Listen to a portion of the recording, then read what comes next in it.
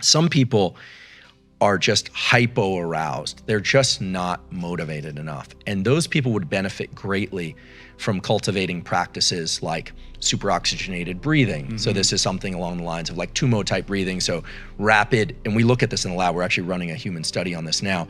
So 25 or 30 deep breaths through the nose and out through the mouth, then exhaling the breath and holding, learning how to self-generate adrenaline. That's what you're doing when you're doing that. Some version of the Wim Hof technique. Or that's what that is. Brian McKenzie talks about. Right. An ice bath is doing the exact same thing. Stimulating adrenaline response. It actually improves the immune system. There's a published paper on this. Releases adrenaline, which buffers the immune system against infection. But getting good at taking yourself from low energy to higher energy. And then learning how to compress your focus. And I'll talk about the focus thing in a minute. Some people are so agitated, the monkey mind, they got too many things going on and they're thinking, okay, they're trying to sit down and write. I suffer from this. And I'm feeling like, wait, I've also got this person I need to connect with, and I'm kind of being drawn off course by not being able to put the blinders on. For people that have that issue, I think learning how to calm the nervous system is very powerful.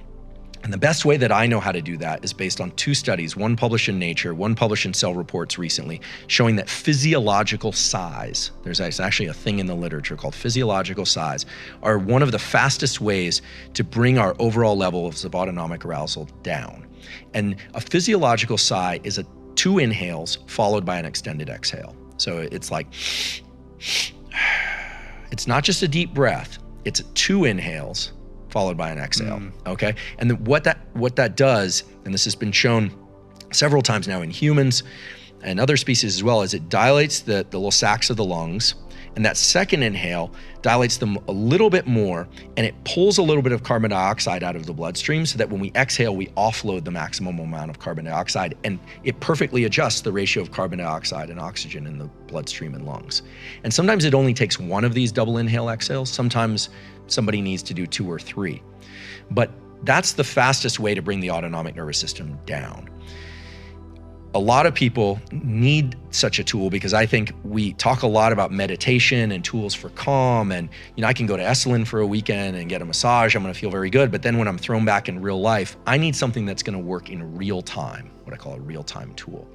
And most people don't know how to control their autonomic nervous system because it's complicated. I can't control my liver function. I can eat, that will calm me, but that has complicated, issues with it too if I'm just eating to calm myself. So the diaphragm is the one skeletal muscle organ that was internally, right? We've got obviously skeletal muscles designed to move things. It's a skeletal muscle organ, unlike the spleen, the liver, the heart, etc. It was designed to be moved voluntarily. And these physiological sighs are actually occurring fairly regularly during sleep to adjust our levels of carbon dioxide and oxygen. And there's a recent study showing that in claustrophobia, this is the breathing pattern that people default to try and offload that carbon dioxide. So whereas there are a lot of really interesting breathing techniques, Wim Hof, Brian McKenzie does great work, Patrick McEwen, Laird and Gabby, the tons of people doing really interesting things out there. My lab has been focused on what are the neural circuits that are designed to achieve particular states that happen to impinge on and capture diaphragm function.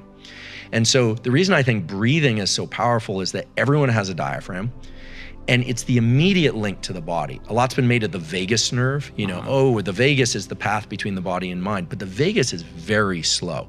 The vagus nerve calming is what you experience when you eat a really rich, carbohydrate-rich meal, or you've had a long day and you put your feet up and you're finally relaxing. It takes minutes to hours to kick in. Whereas the diaphragm is real-time control over your brain state. So the brain knows what the body is doing by how fast the diaphragm is moving. It knows its overall activation state. So when you breathe quickly, those 25 or 30 breaths, the brain says, oh, I must be alert. I'm gonna start secreting some noradrenaline. And when you breathe slowly, that level of noradrenaline drops down. So it sounds so simple, but I think it's only in the last 2 or 3 years that my lab and Mark Krasnow's lab at Stanford and other labs elsewhere in the world have started to identify the neurons in the brain that are linked to breathing and how those 2 things relate to one another. And I think everybody should have a kit of tools that they can use to bring themselves down and ramp themselves up.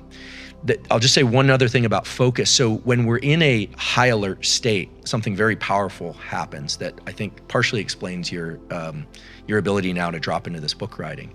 When there's a certain amount of adrenaline in our system, our pupils dilate.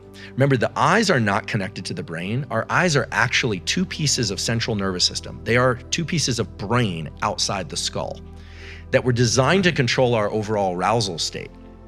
And so we can talk about this as it relates to sleep and sleep quality, but when I bring up the level of adrenaline in my body through breathing, or let's say I see a troubling text, or let's just say I just use a very Goggins type approach and just figure out the most painful, inspiring for me reason to do it. You know, it sounds vague because obviously, David, I don't know what goes on in your head, but a tremendous respect for your ability to do this.